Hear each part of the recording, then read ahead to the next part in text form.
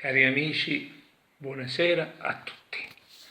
Stasera voglio recitarvi un piccolo sonetto che è tratto dalla grande raccolta di Nino Martoglio, La Centona, ed è un sonetto simpatico, interessante, e si chiama Dichiarazione all'amico intimo.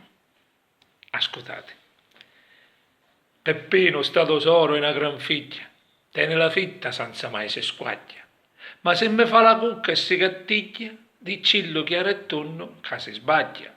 Prima di tutto non sogno intenzionato, e pozza se m'affare zito, voglio una picciottedda domestato, senza vampugli in testa e aneddoito.